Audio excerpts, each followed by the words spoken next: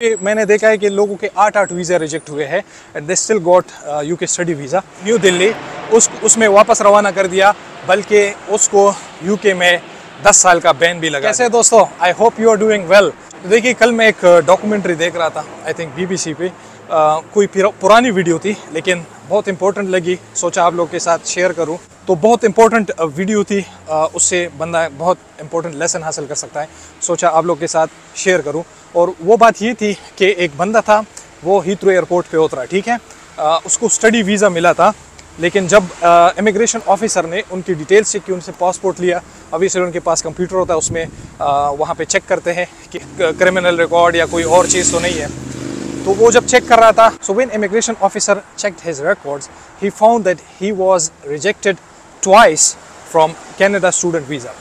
इससे पहले एक बार वो यूके से रिजेक्ट हो चुका था और 2 दफ़ा कनाडा से रिजेक्ट हो चुका था। तो उसने जब एप्लीकेशन भरी थी तो उसमें मेंशन तो किया था कि मैं यूके से एक दफ़ा रिजेक्ट हो चुका हूँ, लेकिन कनाडा का उसने शायद इम्पोर्टेंट नहीं समझा होगा या उन्होंने इग्नोर किया होगा कि ये इतना इम्पोर्टेंट नहीं है क्योंकि मैं कनाडा तो नहीं, मैं यूके जा रहा हूँ। तो इस बेस पे उन्होंने ये मेंशन करना गवारा नहीं किया था। अच्छा, अब क्या हुआ कि देखिए, होना तो ये चाहिए था, जनरली ये होता है कि आप झूठ बोल लेते हैं तो 2 चीज़ें होती है, या तो आपका वीज़ा स्ट्रेट अवे रिजेक्ट कर देते हैं, या आपको इंटरव्यू के लिए बुलाते हैं, आपको बताते नहीं, इंटरव्यू के लिए बुलाते हैं और वो एक्सपेक्ट करते हैं कि आप इंटरव्यू में सच बोलेंगे कि आपका कोई वीज़ा रिजेक्ट तो नहीं हुआ। अब इस बंदे का किसी न किसी तरह जो है वो वीज़ा लग गया लकीली, और वो जो है हीथ्रो एयरपोर्ट पे पहुंच गया। तो यहाँ पे जब इमिग्रेशन ऑफिसर ने देखा तो उन्होंने जब उनकी डिटेल्स देखी तो ही फाउंड कि उसके जो 2 वीज़ा थे कनाडा के, उसके बारे में उनके एप्लीकेशन में मेंशन नहीं था। तो उसने फिर इसके बारे में उससे पूछा, तो जब पूछा तो उसको फ़ौरन अपनी मिस्टेक रियलाइज़ हुई, चूँकि सच था, और सच जो होता है वो कंप्यूटर पे आ जाता है। कंप्यूटर इंसान तो नहीं होता कि झूठ बोले, तो झूठ भी नहीं बोल सकता था। उसने फ़ौरन तस्लीम किया कि या it was mistake on my part, मेरी गलती थी कि मैंने नहीं बताया और आई एम रियली सॉरी, लेकिन मुझे बताना चाहिए था। लेकिन जो है वो है, मेरा कनाडा का वीज़ा 2 दफ़ा रिजेक्ट हो चुका है, बट मैंने किसी न किसी तरह जाने अनजाने में ये मेंशन नहीं किया था। तो उसको डिटेन किया गया, उसकी इंटरव्यू ली गई, तकरीबन 10-15 मिनट उसकी इंटरव्यू थी। वो इमिग्रेशन ऑफिसर जो थी वो अपने सीनियर के पास गई अंदर, तो दोनों के माबेन काफ़ी डिस्कशन हुई। अब उसने कोई ग्राउंड रीजंस नहीं बताई थी, ऐसी रीजंस नहीं बताई थी जिससे इमिग्रेशन ऑफिसर जो है वो सेटिस्फाइड हो। अगर वो अब मसला ये है ना कि हमारी कम्युनिकेशन प्रॉब्लम भी होती है, वो ऐसे उसकी रंग उड़े हुए थे, इतना घबराया हुआ था जैसे उसने पता नहीं कितना बड़ा क्राइम किया हो।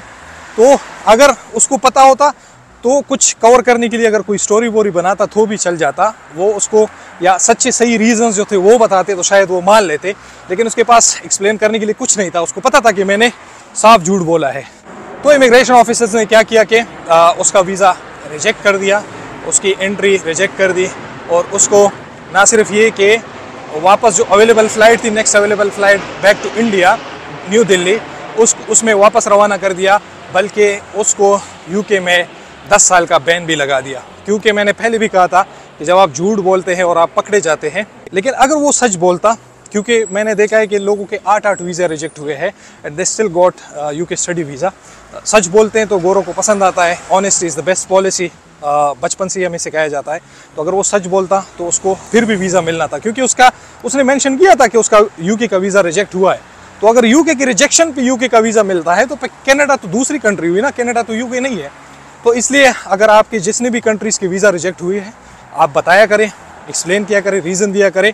इतनी कोई बड़ी बात नहीं है, उसके बावजूद जो है वो आपको स्टडी वीज़ा मिल जाता है बेस्ड ऑन योर क्रेडेंशियल्स। अगर आप अच्छे स्टूडेंट हैं, आपके क्रेडेंशियल्स अच्छे हैं, आप पे कोई क्रिमिनल चार्जेस नहीं है, तो ऐसा कोई रीज़न नहीं है कि आपको वीज़ा ना दे। तो मैं लास्ट में फिर आपसे रिक्वेस्ट करूंगा कि अगर आपकी कोई भी वीज़ा रिजेक्शन हुई है, आप क्लियरली मेंशन किया करें, बजाय इसके कि आपका वीज़ा रिजेक्ट हो जाए और आप लॉस से बच जाए। वो बेचारा जो है उसकी काफ़ी लॉस हुई, टिकट के पैसे भी उसके गए, बाकी जो पैसे थे वो भी सारे उसके गए, और वो वापस इंडिया भी गया और उस पर बैन भी लग गए। अब 10 साल के लिए नहीं आ सकता, तो ऑब्वियसली उसके बाद क्या आएगा? इसका मतलब है कि वो उम्र भर अब यूके अनफॉर्चुनेटली नहीं आएगा। तो आई होप ये वीडियो आपको हेल्पफुल लगी होगी, इन्फॉर्मेटिव लगी होगी। अगर पसंद आई तो प्लीज़ लाइक करें, चैनल को ज़रूर सब्सक्राइब करें। I will see in the next video. Take very good care of yourself. Please take care of this channel as well. Allah हाफिज़।